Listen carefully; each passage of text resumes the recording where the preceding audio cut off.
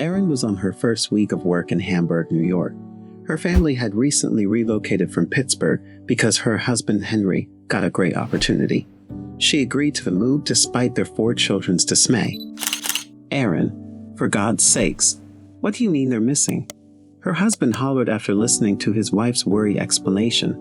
Mark, Alice, Julie, and Christian were not happy because that meant missing an important fair they were looking forward to going to. The high school nearby was to host a fair after the first day of school so the seniors could raise money. The eldest, Mark, was a junior there, and he had promised to take his 3 siblings, who were still in elementary, to spend the day at the fair. Everyone in town was going. Unfortunately, their parents' plans changed all that. The youngest whined about it for weeks, while the eldest children were more somber, saying goodbye to their friends who were in town during the summer holidays. The family arrived in Hamburg about 2 weeks before the beginning of the school year, and the kids had resigned to starting over in a new school. Henry loved his new position, and Erin was lucky to get a good job offer just a few weeks before moving. They were happy, but they didn't realize how unhappy their children were. "Excuse me, can you say that again?" Erin stuttered to Principal Morris, who had called her and informed her of something impossible. She had to stop what she was doing at work and focus entirely on their conversation. "Mrs. Finkel, your children are missing. None of them showed up in school. I waited for them myself," Principal Morris explained, exasperated.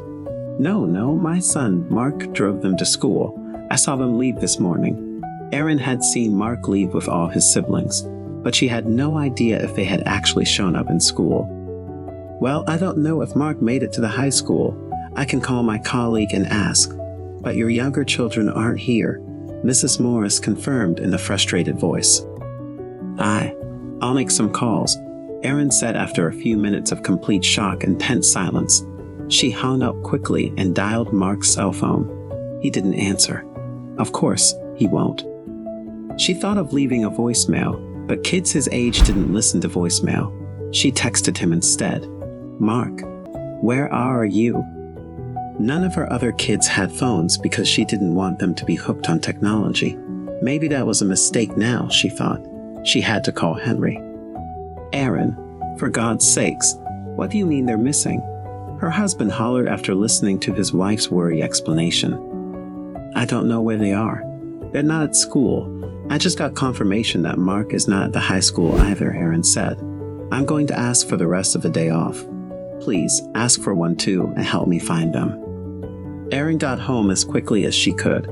After calling her son again and not getting an answer, she started calling the local hospitals and a non-emergency line to ask about 4 children who could have gotten into an accident or something. But she found no answers. The few neighbors she had met had not seen any of the kids either. When Henry finally arrived, Erin was in hysterics, thinking of all the worst possible scenarios for her dear children. Henry comforted her and thought deeply about what to do next as he continued ringing Mark's number. They gave up for a while, and that's when Mark finally called them back. But it wasn't Mark. It was Christian. "I stole Mark's phone and hid. Mom, Dad, we're 170 miles away from home. We skipped school to go to the fair. It's really fun. Come join us. Gotta go, bye." Their youngest said rapidly and hung up the phone. They knew not to call again because no one would answer. But Henry and Erin looked at each other in utter consternation. They had gone back to Pittsburgh because of that fair. It didn't seem reasonable. They got into their car and started driving. It would take more than 2 hours to reach their old hometown, but they needed to scold Mark for being so reckless and get them back to Hamburg. At first, Erin and Henry were fuming. They talked about punishments, hard chores, no electronics, etc., but their anger died down on the road. By the time they reached the fair, they just wanted to reprimand the kids gently and take them back home. They first spotted Julie and Christian playing at the fair. They decided to keep their distance and stay a few feet away where the kids couldn't see them. Their youngest children were competing in a game with water guns. Julie won a teddy bear. Alice was behind them, cheering, and some friends were there too. Erin stood there and watched her kids' happiness, realizing she hadn't seen those smiles in months since they announced their big move. She told her husband, and he nodded quietly. Soon, the kids were joined by Mark, who bought everyone cotton candy and was sporting his brightest grin. That was when Erin turned to her husband. "I think we made a mistake, Henry. I know the money is good, and it's a big opportunity.